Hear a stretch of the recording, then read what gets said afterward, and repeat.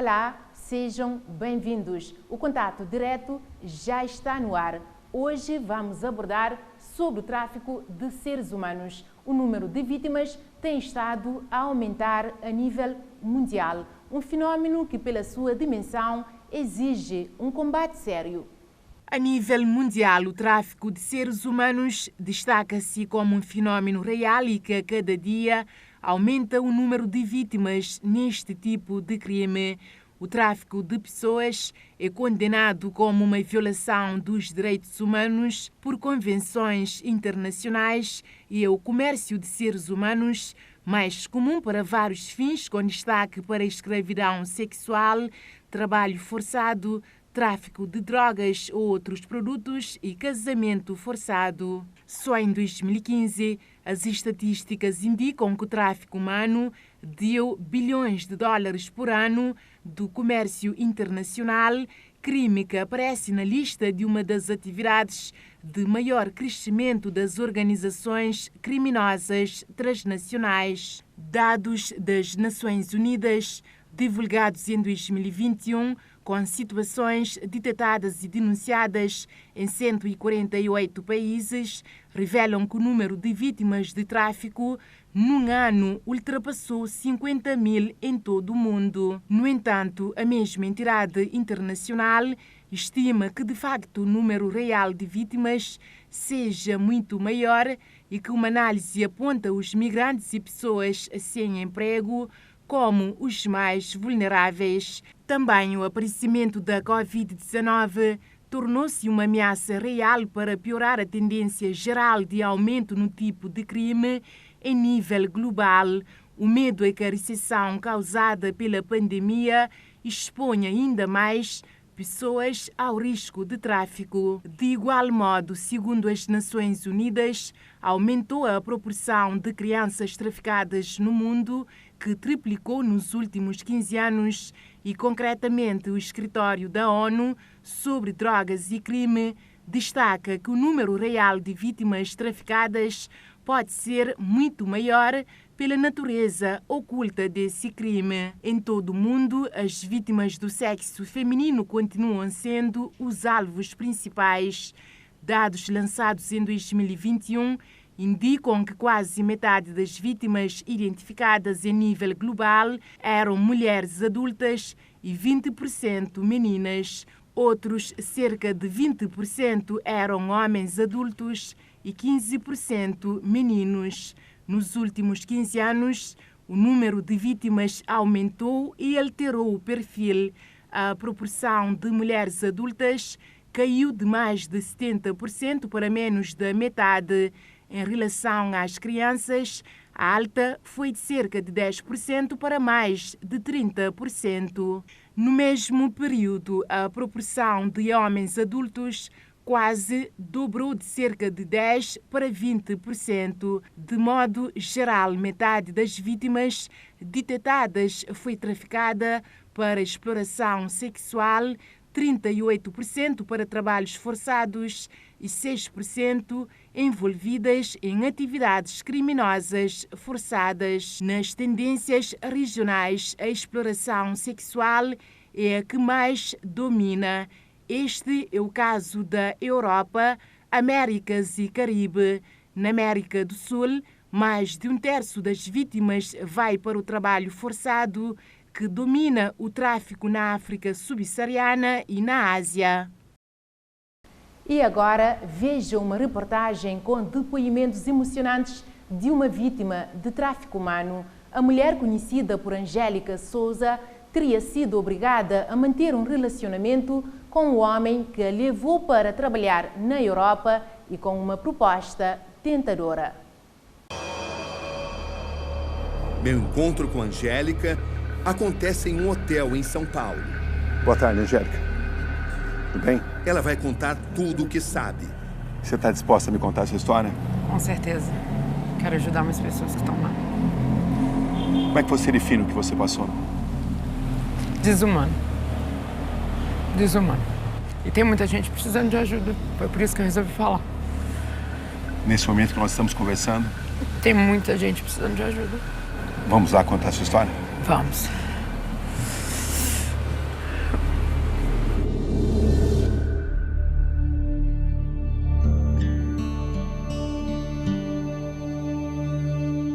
Para entender essa história, vamos voltar no tempo.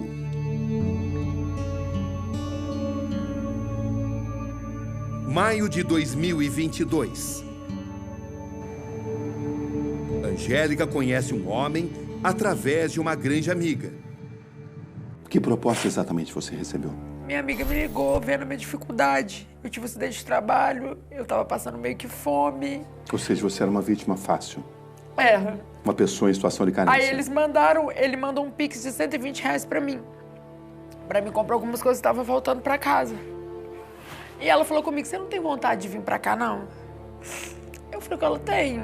Eu sempre quis ter uma casa. A conversa vem acompanhada de uma proposta tentadora. Qual foi a proposta que você recebeu? Que eu ia trabalhar e que eu ia mandar dinheiro pra minha casa e eu ia voltar. Trabalhar em Portugal. Parecia a chance de sua vida. Meu sonho sempre foi ter uma casa pra mim poder pegar meus filhos pra morar comigo. Eles moram com a minha avó. Ter meu carro, fazer meu curso.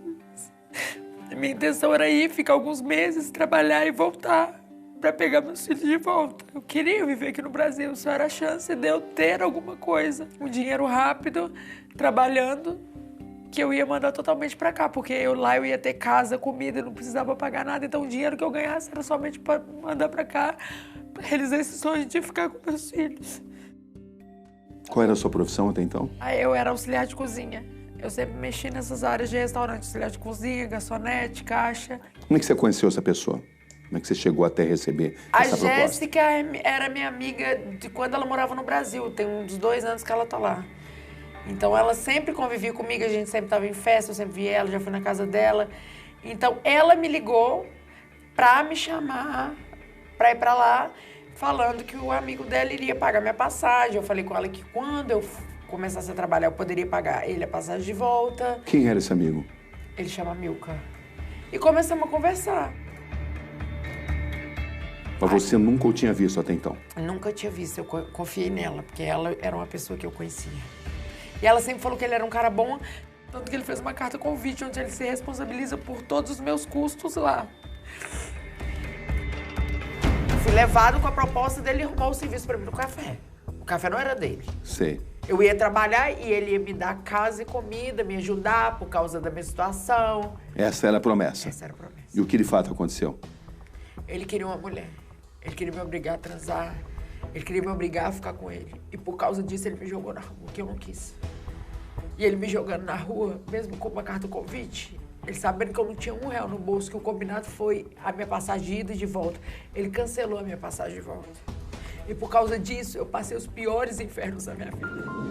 Esse documento no Serviço de Estrangeiros e Fronteiras é o passaporte que a Angélica precisa para ingressar na Europa. Para você, tudo fazia parte de um plano já? Com certeza. Com certeza, porque quando eu desci em Lisboa, que eu desci do avião, ele já estava com uma aliança para mim. Ele queria eu como mulher dele. Alguns detalhes saltam aos olhos. Por lei, Angélica está proibida de exercer qualquer atividade profissional. É o que está escrito no documento assinado pelo português Amílcar Gonçalves da Silva, em 18 de maio de 2022. Angélica, você pode mostrar os documentos que você tem aí? Sim. Fala. Esse é o boletim de ocorrência que foi feito na Espanha, relatando tudo que eu passei em Portugal. O que você relata aí? Como eu fui levada, como eu fui induzida, como eu fui enganada. Tá tudo aqui. Quem me ajudou, as testemunhas que eu tenho, tá tudo nesse boletim. Esse aqui é a carta convite, onde eu entro em Portugal sem nenhum real, com total que quem é obrigado a me manter lá é o Amílcar. Quem é exatamente esse Amílcar? Pelo o que eu fiquei sabendo quando eu estava aqui, ele era um empresário. Quando eu cheguei lá não tinha nada disso, ele é um agricultor. O homem também providencia passagens de avião de ida e volta para Portugal. O destino final, a cidade de Almeirim, que fica a 100 quilômetros de Lisboa. No dia 24 de maio, Angélica desembarca na Europa. Quando você embarcou, você estava confiante? Tava. Parecia que estava tudo certo. Era o sonho da minha vida, de poder mostrar pra minha avó que eu ia ser alguém. Eu ia trabalhar num café. Trabalhar, honestamente, Sim. num café. E ganharia um salário. Sim. Mas não seria escravizada. Não. Você chegou a ser paga pelo seu trabalho? No café, sim, mas ele pegou meu dinheiro tudo. E ele pegou seu dinheiro? Eu cheguei aqui sem nada. Eu só perdi. Eu perdi meu sonho. Eu perdi a vontade de viver porque eu não consigo olhar para meus filhos e saber que eu não posso ficar perto deles. Eu perdi trabalho. Os meus móveis que eu tinha aqui, que eu vendi tudo, ele ficou com dinheiro. Eu não tenho nada. Até as roupas que eu tô vestindo de doação. Eu perdi tudo. Tudo, tudo, tudo. E a gente não sabe nem por onde começar, sabe?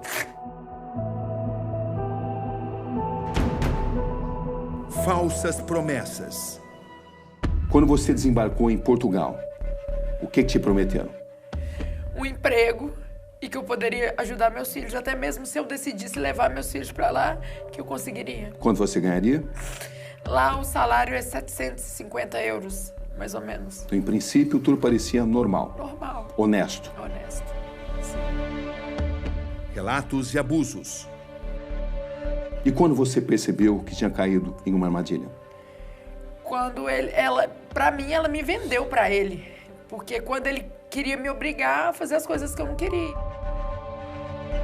A felicidade registrada em fotos, segundo ela, esconde dias de angústia e sofrimento. No começo a gente tirava muita foto rindo, a gente saía, passeava, ele me apresentou o Meirim toda, a gente comia as coisas, ele no maior respeito comigo. Depois ele começou a me obrigar a tirar foto, beijando ele, postando em redes sociais. Como assim, obrigar? Se eu não tirasse a foto, eu tava na rua. Ou então eu tinha medo da minha avó descobrir o que eu tava passando. Aí ele me tratava mal. Se eu não tirasse as fotos, ele me põe na rua. A gente tava num barzinho um dia, ele me obrigou a brincar no microfone pra pedir ele namoro.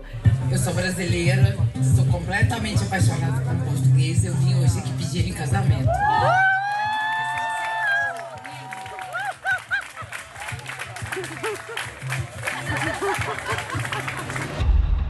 Ele postou no meu Facebook que eu tava namorando com ele. Ele falava, toda vez que eu conversava com a minha avó, ele me obrigava a falar como se eu fosse mulher dele. E eu tinha medo de ir pra rua, porque ele falava que ia me levar pro CEF pra me deportar. E uma dessas brigas eu chamei a GNE, que é a polícia de Portugal chama GNE. E eles pegaram meu passaporte, me levaram até a delegacia e eu falei o que eu tava passando. Só que eu tive que voltar pra casa, eu não tinha pra onde ir. Você foi obrigada a fazer o que exatamente? Tomar banho de porta aberta. Você era uma escrava sexual dele? Ele queria encostar em mim às vezes que eu não queria. A única coisa que não houve mesmo foi penetração, mas o resto...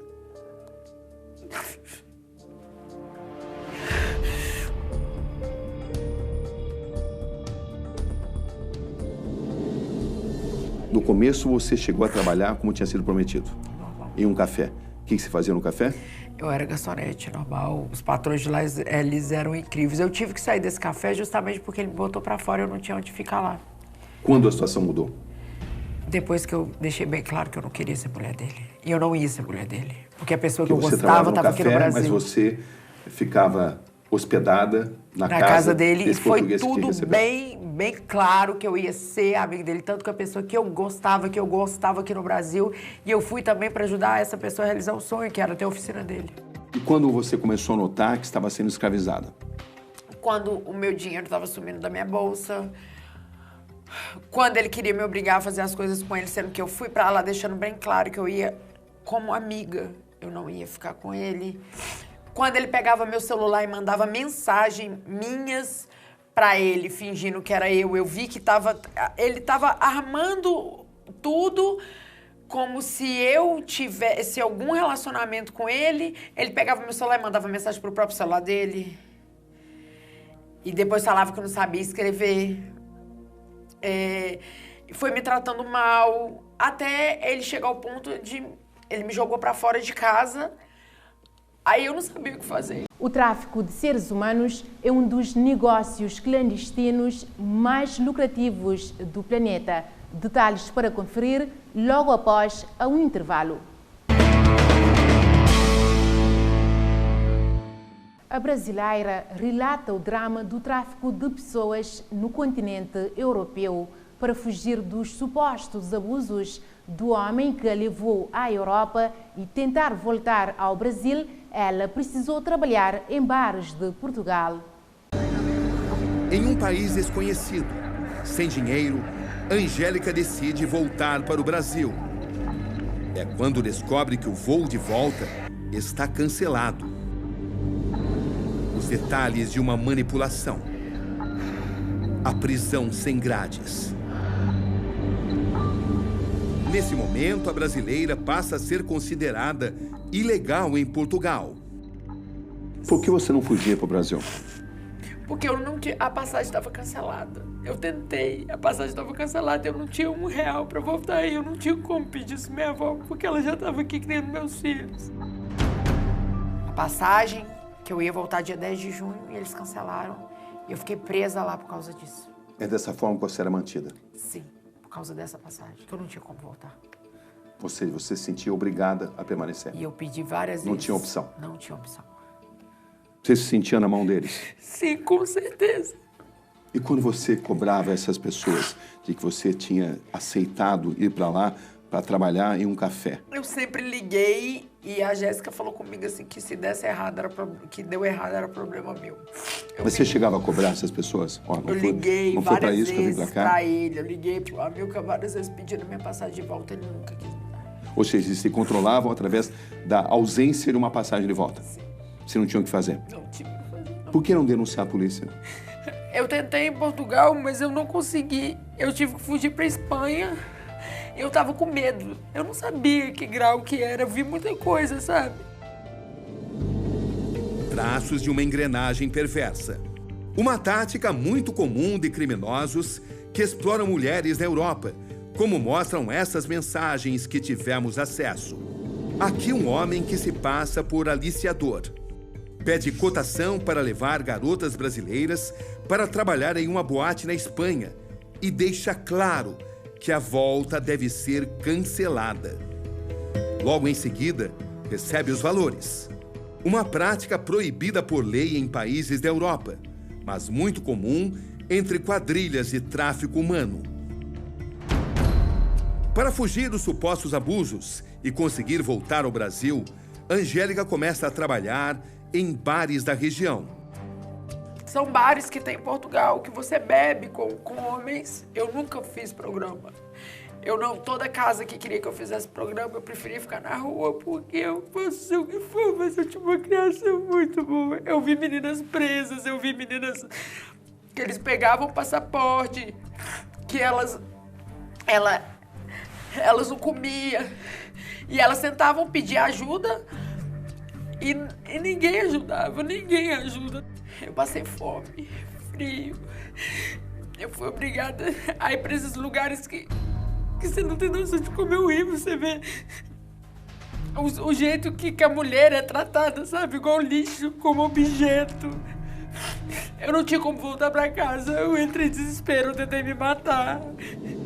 Até que conhece essa mulher, a modelo brasileira Luana Costa. E eu só bebia. E quando eu vi que a situação ia ficando pesada, eu saía da casa. Foi numa dessas que eu conheci a Luana, chorando muito.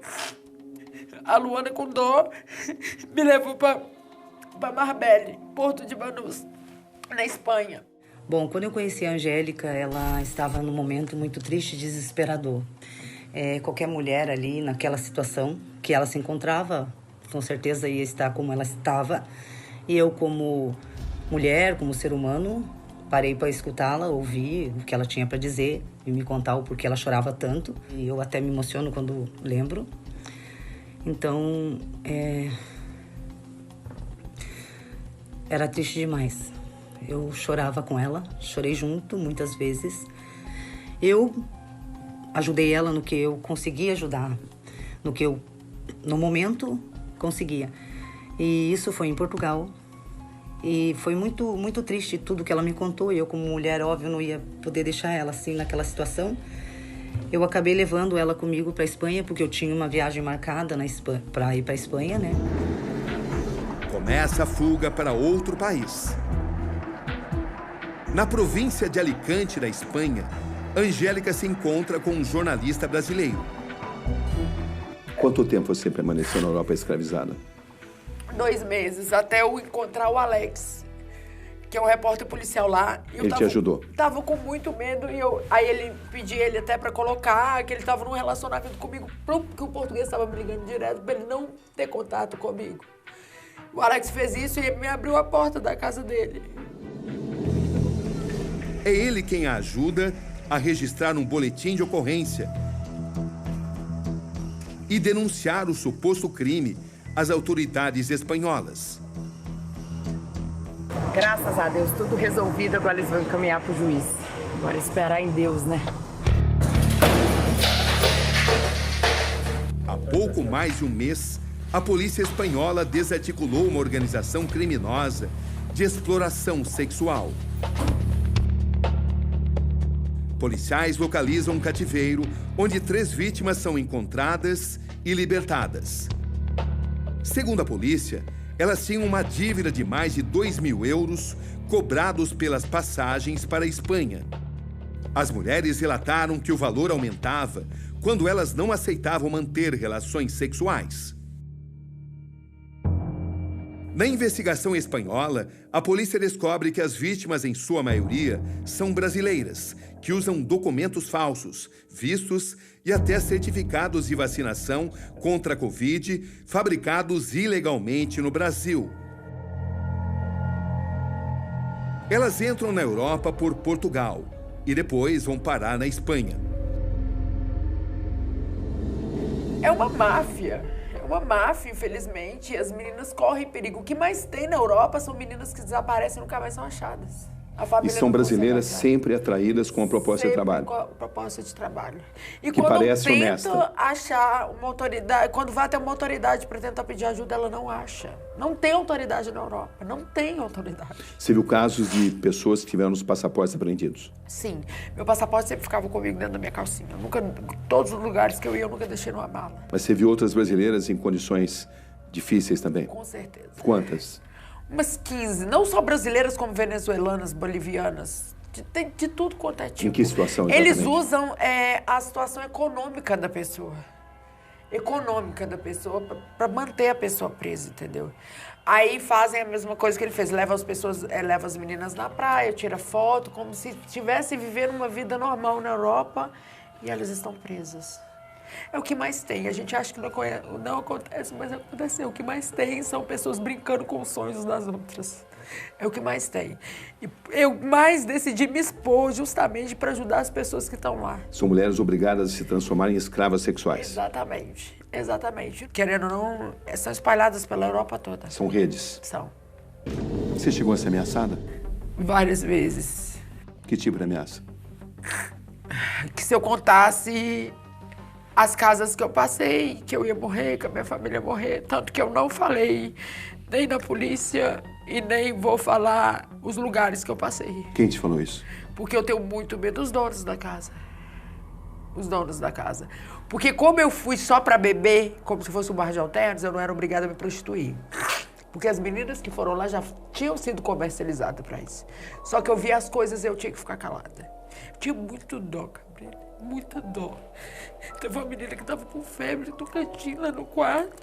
E chegou o cliente e ela tinha que atender esse cliente. Você via que a menina não tava bem. É igual um bicho. Meninas que nunca se prostituiu, que a mãe acha que tá ali, tá trabalhando. E é muito triste. Eu não consigo dormir, tem hora, pensando nessas meninas. Isso tudo em Portugal? Portugal e Espanha também é a mesma coisa. Como é que esse esquema funciona? Eles pegam as mulheres aqui em situações, um alvo fácil, que estão precisando de alguma coisa, que sonhos, quem não está trabalhando aqui, aí joga. Porque quem vê as fotos das pessoas na Europa não sabe o tanto que trabalha para ter aquilo, tá? Porque não é fácil. Não é fácil igual todo mundo pensa. Joga isso aí, que o salário é melhor, a pessoa vai, chega lá, se a pessoa for bonita, já era. Eles vendem para os bordéis. Nada contra quem faz a prostituição porque quer. Cada um com seu corpo, cada um com suas regras. Só que as meninas que estão lá, pelo menos as que eu vi, elas não recebem pelos programas que fazem, elas apanham, elas não comem, os passaportes são subtraídos delas, então para mim, isso é uma escravidão. Nenhuma dessas brasileiras que você conheceu sabia que teria que fazer programa na Europa? Não, todas vão enganadas, todas vão enganadas. E a família não sabe, a maioria da família não sabe. O que mais tem na Europa são meninas que somem. Junto com o tráfico de drogas, o tráfico de seres humanos é um dos negócios clandestinos mais lucrativos do planeta. Angélica Souza, a mulher que teria sido escravizada na Europa, felizmente conseguiu ajuda e voltou ao Brasil. Como é que você conseguiu voltar ao Brasil? Essa mesma agência onde eles compraram minha passagem me deu a passagem de volta com medo de eu revelar que a passagem era nesse esquema de volta cancelada. Eu ameacei eles de falar e foi assim que eles conseguiram para mim. A pessoa vai achando que se acontecer alguma coisa, ela tem uma passagem de volta e é mentira. Desde o momento que eles compram a passagem mais barata, porque não existe uma passagem de volta. O plano é muito bem articulado, então quem está pensando em ir para a Europa, quem está achando que é fácil, não é. Não confia em amigos, amigo seu é pai e mãe. Não confia em ninguém, não confia, porque o sofrimento é muito grande e tem gente sofrendo. Essas imagens mostram o momento do embarque de Angélica na Espanha. Acompanhamos a chegada da brasileira no Aeroporto Internacional de Guarulhos, em São Paulo. Angélica foi recebida por um representante do Núcleo de Enfrentamento ao Tráfico de Pessoas da Secretaria de Justiça e Cidadania. Em caso relacionado a tráfico de pessoas, este é o nosso primeiro caso envolvendo aí as questões internacionais, Espanha e Brasil. Foi com a proposta de trabalho através de carta convite e, infelizmente, quando lá chegou, a pessoa que lhe enviou a carta convite tinha outros interesses, inclusive praticamente a obrigava a tomar banho com as portas abertas. E aí Angélica, para conseguir meios para retornar para o Brasil, onde tem 3 filhos, na cidade de Belo Horizonte, ela, contra os seus princípios, teve que se viu obrigada a frequentar casas de prostituição.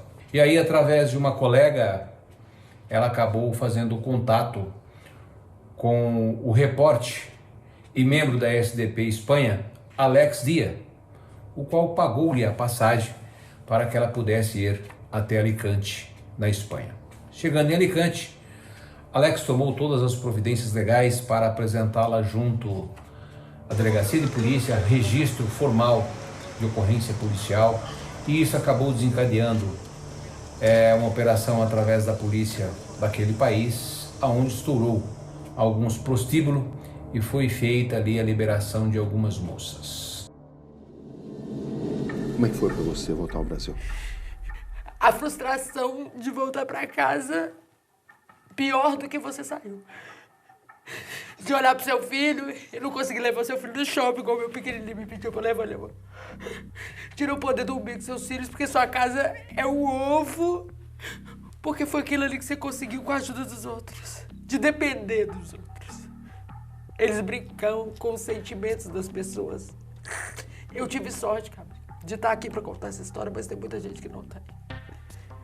Elas estão pedindo socorro, mano. Não tá fácil. O tráfico de mulheres existe. A prostituição na Europa existe. De São Paulo, Angélica segue direto para Belo Horizonte. O reencontro com o passado. Ai, Deus.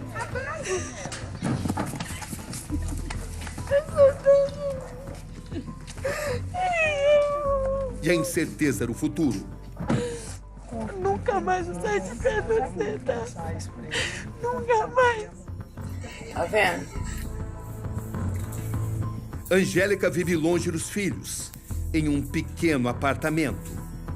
O aluguel é custeado por um amigo. Você está em Belo Horizonte agora? Eu moro em Belo Horizonte. Quais são as suas condições lá?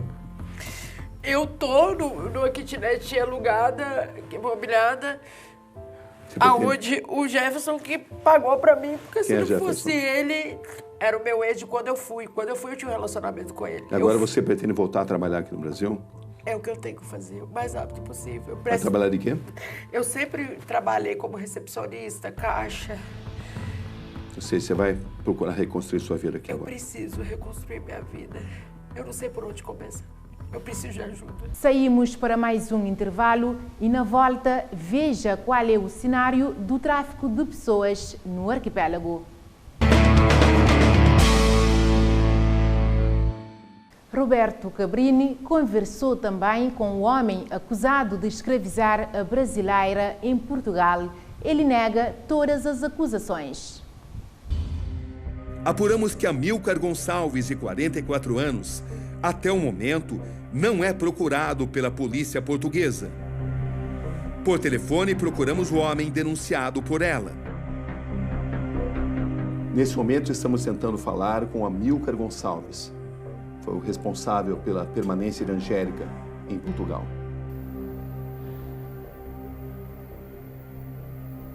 Alô? Por favor, o Amílcar? Sim. Amílcar, como vai? Meu nome é Roberto Cabrini, estou ligando aqui do Brasil. Sim. Eu sou jornalista e a gente está ligando para saber de uma denúncia que nós temos aqui. Foi você o responsável por levar a Angélica para Portugal? Sim. Eu trouxe isso tudo. E ela falou porque ela quis. Certo? Tudo que ela falou é tudo mentira. Na conversa comigo, o português Amílcar Gonçalves nega que tenha mantido a brasileira Angélica de Lourdes Souza em condições de escravidão em Portugal. Não, isso é tudo mentira. Tudo. Tenho provas, eu arranjei 3 trabalhos, ela nunca quis trabalhar. E eu tenho testemunhas aqui em Portugal, pessoas que aconteceram, que eu nunca a tratei mal, nunca. Eu conheci através de uma amiga nossa, que está cá em Portugal. A Angélica queria vir para Portugal, queria ter uma vida boa, eu paguei a viagem para ela vir. O que é que você prometeu a Angélica antes dela ir a Portugal? É assim, a gente conheceu-se através do Facebook, através de uma amiga nossa. E ela dizia que queria vir para Portugal, queria ter uma vida boa, porque do Brasil mexia muito em drogas, e queria ter uma família e essas coisas todas. Então, mas ela concordou em ir para Portugal para trabalhar honestamente, não foi isso? Sim. Tanto ela teve aqui 3 trabalhos honestamente. Eu arranjei 3 trabalhos. Ela não pôs em lado nenhum. Ela trabalhou 2 dias num café, mais 4 ou 5 dias de outro, e as coisas assim. Porque ela aqui teve 3 empregos. Trouxe a Angélica para ter dinheiro, para fazer vida com ela, para ter uma família com ela. A Angélica também disse que eu queria trazer os meninos para nós. Ela também disse que eu queria registrar os meninos em meu nome. Ele também nega que a tenha obrigado a ter relações sexuais com ele. Isso que ela falou é tudo mentira. Tudo. A Angélica também vai ter que provar tudo o que ela falou, o que ela disse. Porque eu também não estou a ficar quieto, porque eu também vou pôr isso para a frente. Eu vou entregar o caso a um advogado e também estou a mexer. E ela tem que provar isso tudo. Onde é que eu meti prostituir, como ela dizia, onde é que eu obrigava a tomar banho com a porta aberta. Ela tem que provar isso tudo, porque eu sou uma pessoa honesta. Na parte mais importante da conversa, Amílcar Gonçalves admite que a brasileira jamais teve uma passagem de volta para o Brasil à sua disposição. Ela não tinha passagem, isso você admite? Sim, isso admito. Mas a Angélica sabia. Ela disse que queria ter uma família, ter uma vida boa e queria ter uma família para os filhos. Mas por que a passagem dela foi cancelada, a passagem de volta? Porque ela queria ficar em Portugal, ela já não queria mais ir para o Brasil. Não, ela disse que não, ela disse que ela queria voltar, mas a passagem estava cancelada e que ela não sabia disso. Isso é tudo mentira. Tá certo, mas você admite que não é certo manter uma pessoa no seu país sem que ela tenha uma passagem de volta? Sim, isso é verdade, isso admito. E por que o senhor decidiu levar uma brasileira para Portugal? Eu queria uma companhia. Ela diz que foi enganada pelo senhor. Ela diz o que ela quiser. mas eu nunca enganei em nada. Então eu vou mandar um vídeo, ela de um barzinho que a gente foi, que era um barzinho brasileiro, ela de uma festa que ela estava, ela abre o microfone, aquilo cheio de gente, e ela pediu-me em casamento. Eu vou ligar isso para o senhor ver. Eu sou brasileira, sou completamente apaixonada por português, eu vim hoje aqui pedir em casamento.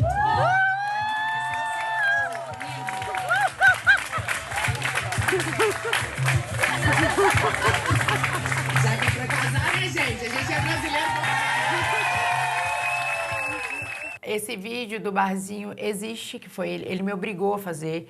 Ele me obrigava a tirar fotos beijando com ele, ele mandava mensagem do meu telefone. Isso tudo tá escrito dentro do boletim. Eles estão usando esse vídeo como prova de que você estava em boas condições. Como as fotos que ele me obrigava a tirar dentro de casa, beijando ele, abraçada, que se eu não tirasse essas fotos, eu teria que sair da casa, e eu não tinha pra onde ir. Você mantém que você foi escravizada por ele? Fui, infelizmente eu fui. E que você viu outras brasileiras na mesma situação? Sim. As outras brasileiras que eu vi, realmente foi nas casas de prostituição que eu passei, não estão com ele, entendeu? Mas realmente ele me escravizou, ele mentiu, ele me enganou. Como é que você viu essas explicações dele? Da forma mais cruel possível. As fotos todas que ele tem, esse vídeo que ele tem, foi tudo obrigado a fazer. Você mantém as acusações? Mantenho tudo. Entramos em contato com o Itamaraty para saber mais sobre o caso de Angélica e se outras mulheres também podem estar passando pela mesma situação.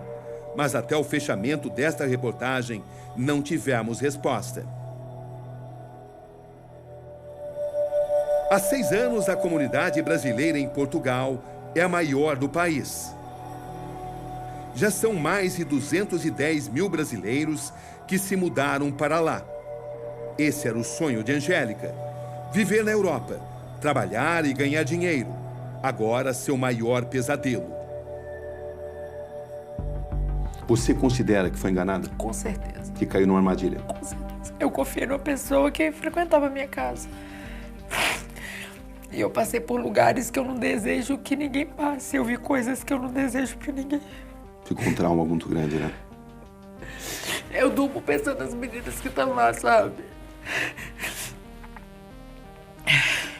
Isso tem que acabar agora. Isso tem que acabar. Eu queria ajudar as pessoas que estão lá. Foi por isso que eu decidi me expor. Expor uma história que, pra mim, me magoa muito. É frustrante. Você tem um sonho, você chegar onde que eu tô. Eu voltei sem nada. Sem emprego, sem poder buscar meus filhos. Nos bastidores do tráfico internacional de mulheres, contamos a história de Núbia Oliver, uma estrela sob pressão. No ano passado, Núbia foi apontada por uma investigação da Polícia Federal como aliciadora de uma quadrilha internacional de tráfico de mulheres. Sou completamente inocente. Eu estou diante de uma aliciadora? Não, não está. Você está diante de uma mulher que batalha. Núbia, sinceramente, você selecionaria mulheres para o tráfico de seres humanos? Nunca. Nunca. Segundo a Polícia Federal, os principais indícios contra ela são gravações. Conversas entre ela e Rodrigo Cotait, apontado como chefe de um esquema internacional de tráfico de mulheres. Você conhece Rodrigo Cotait? Conheço virtualmente, não conheço pessoalmente. Que tipo de relação você tem com Rodrigo Cotait? Eu tive uma relação com o Rodrigo comercial. O Rodrigo é dono de uma marca, era dono de uma marca, não sei como está hoje. Ele pediu para que eu divulgasse, inclusive isso já está com os meus advogados. Esses vídeos, eu consegui achar esses vídeos no meu Instagram. As ações que eu fiz para ele, tá? E só. Eu nunca imaginaria que ele seria, supostamente investigado por essa rede que ele faz. Pelas investigações, Núbia selecionaria as mulheres que seriam levadas para fora do país.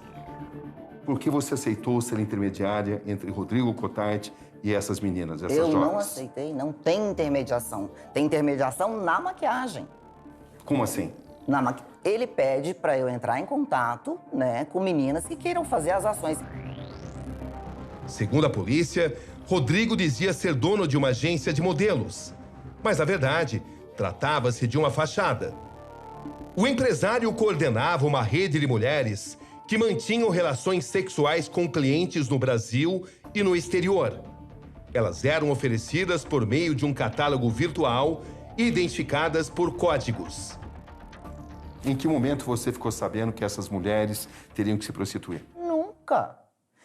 Cabrini, se eu tivesse qualquer informação de uma pessoa que seja traficante, que seja uma pessoa errada, jamais falaria com essa pessoa. Os agentes encontraram trocas de mensagens entre Rodrigo e Núbia, que revelam a modelo como possível parceira de Rodrigo no fornecimento de mulheres para fins de exploração sexual. As investigações apontam fortes indícios de que Núbia tinha a função de intermediar atos de exploração sexual mediante a indicação de garotas de programa em troca de comissão. Aqui o empresário explica na mensagem para Núbia que a mulher iria sair com o cliente. Ela viria para São Paulo, passar uma tarde com ele. Eu consigo dar 5 mil para ela e 1.000 para você de comissão. Você chegou a ganhar alguma comissão? Não ganhei nada. Em nenhum momento? Porque não teve efetivamente o trabalho. Não sei, talvez ele não procurou, talvez achou desinteressante, não sei. A investigação também obteve uma série de áudios. São conversas interceptadas. Nesse, Núbia Oliver indica mulheres para Rodrigo Cotarte. Tem umas meninas aí para te ligarem. Essas eu sei que são do Rio. Cotarte responde sobre como eles podem dividir o dinheiro. Você acha que 10 mil a gente consegue comprar? A gente dá 5 para ela e divide 5 mil? Vamos voltar ao que você disse aqui na gravação. Umas meninas vão te ligar aí. Essas eu sei que são do Rio de Janeiro. Aí o Rodrigo, que é apontado como chefe do esquema, diz o seguinte: você acha que 10 mil reais a gente consegue cobrar? Aí a gente dá 5 mil para ela e divide 5 mil. Isso aqui é de maquiagem? Sim. A conversa que eu tinha com ele era de maquiagem. Você reconhece que dá a entender que isso aqui sugere tráfico internacional? Claro que eu reconheço. Reconheci desde o começo da nossa entrevista. Que o contexto que veio aqui para fora, o que há contra ele, e essa conversa, sem a minha explicação até então, óbvio que dá para entender. Nesta mensagem, Rodrigo dá a entender que já fizeram negócios antes. Tô vendo se fecha uma viagem para ela para Bolívia, né? Que um cliente de lá me pediu, gostou muito dela, viu? Durante as investigações, uma mulher identificada como Tatiane te aponta como uma aliciadora. Como é que você reage a isso? Olha, até papagaio fala, né? Eu quero saber as provas que ela tem para isso, né? Então, eu digo que eu não sou. Ela vai dizer que eu sou? Quais são as provas que ela tem? Apresente as provas que ela tem. Você conhece a Tatiane? Conheço. Quem é a Tatiane? Tatiane é uma modelo. E por que ela afirma de uma forma tão enfática que você é uma aliciadora? Por que ela te acusaria? Olha, não sei. Eu encontrei a Tatiane alguns anos atrás, acho que uns 6 anos atrás, numa festa particular. Depois eu encontrei sozinha, mas nada sobre prostituição. Você nunca conversou com ela sobre prostituição? Num programa sexual no exterior? Não. Rodrigo mantinha agenciadoras em vários países. Aqui ele diz: eu exporto hoje mulher para Austrália, Tailândia, Estados Unidos, Oriente Médio e vou começar em Londres. Você acha que essas mulheres sabiam? Sabiam. Tudo bem que teriam que fazer programas? Eu acho que sim, porque assim... Por que você chega a essa conclusão? É inadmissível. Cabrini, hoje a gente tem acesso a tudo quanto é tipo de informação. Se você chega até mim, me convida para ir para uma rota em Dubai, onde eu vou ganhar não sei quantos euros lá, que ele fala, né? Alguma coisa tem por trás disso. E você é conceitualmente contra isso? Do que a pessoa faz... Um ser humano que vá para o exterior e se prostitua no exterior através de uma grande rede internacional que cuide disso? Eu sou contra quem alicia. Eu não sou contra a prostituição, que elas façam com o corpo delas. Ela faz o que ela quiser, dependendo da necessidade que ela tem. Talvez ela está lá fazendo para sustentar uma mãe, talvez está lá fazendo para sustentar um filho. Não vou falar que isso é errado. Mas você condena um aliciador? Sim. Aliciadora, sim. E jamais aceitaria ser uma? Jamais. No dia da operação, 6 pessoas são presas. Outras 30 pessoas foram convocadas para depor, incluindo Núbia Oliver. E hoje, sabendo que a polícia considera esse esquema de maquiagem apenas uma fachada, como é que você reage? Enganada, né? Eu fui passada para trás. Mas, de alguma forma, como eu não sabia, eu executei meu trabalho. Em depoimento à polícia, Kotait negou tudo e se disse injustiçado. Sou solteiro, então eu recebo muitas mulheres na minha casa.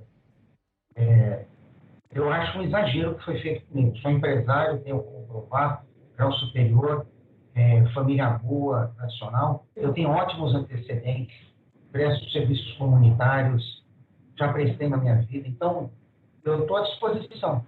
Eu não me considero um fora da lei, um bandido. Ao todo, são 7 indiciados. Todos respondem o processo em liberdade. Núbia é uma das investigadas, mas ela não é indiciada. O que isso acarretou a você? Nossa, só danos. O que vem à mente num momento como esse? Tá aí uma coisa que eu odeio fazer, chorar.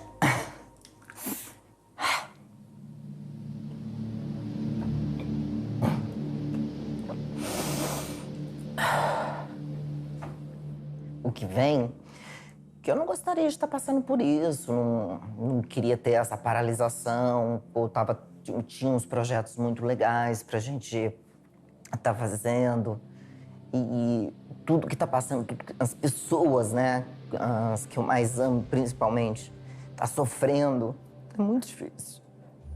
E perante este cenário real e devastador para as vítimas, torna-se imprescindível dar um combate à altura contra o tráfico de pessoas. Em Cabo Verde, dados apontam para o registro de mais de uma dezena de casos de tráfico de pessoas nos últimos anos. O tráfico de seres humanos constitui uma das formas mais graves de violação dos direitos humanos, na maioria dos casos de natureza transnacional e desenvolvida por redes de criminalidade organizadas. A pandemia de Covid-19 aumentou a vulnerabilidade de pessoas em situações já precárias e expôs ainda mais as mulheres e as crianças aos riscos do tráfico. A questão que se coloca neste momento é o impacto dessa crise no indicador do tráfico de pessoas atualmente, tendo em conta que os criminosos aproveitaram da pandemia para explorarem com mais intensidade as pessoas a nível online. Então nós, ao percebermos desses reportings a nível mundial, tentamos urgentemente alertar os Estados-membros para a necessidade de reforçar as capacidades dos atores dos serviços de aplicação da lei para poderem, de fato, fazer uma investigação online, colher evidências deste problema que vem acontecendo depois da pandemia e cujo foco é, sobretudo, crianças e mulheres. E investimos nesta capacitação para que haja mais proteção dessa camada. O UNODC, através do lema deste ano, o uso e abuso das tecnologias, vem mostrar aos Estados-membros que é preciso trabalhar rapidamente e agir agora para criar ferramentas a nível da internet e a nível do website para que as crianças sejam protegidas. E temos de estar a trabalhar com Cabo Verde em termos de reforço das capacidades para ter essa eficiência em termos de investigação online, através daquilo que nós chamamos de programas de combate à cibercriminalidade. Assim como se vende a droga através de internet, existe tráfico de pessoas através de internet, infelizmente. Este é um ponto. Uma outra questão é poder, de fato, através de programas educativos, poder proteger os grupos mais vulneráveis para a utilização da internet de uma forma saudável, de uma forma construtiva. E segundo a mesma, para poder alertar a todos, as crianças, sobretudo os adolescentes, que estão muito expostos à internet, sobre indícios que existem em termos de aliciamento para exploração pela parte dos criminosos. Por sua vez, a ministra da Justiça disse que o relatório anual 2020-2021 do Ministério Público indica que foram registrados 13 casos de tráficos de pessoas nos últimos anos em Cabo Verde, todos eles ainda pendentes e sob investigação. Denuncie sempre e aposte na prevenção contra o tráfico internacional de seres humanos. Muito obrigada pela sua atenção e ficamos por aqui. Até a próxima!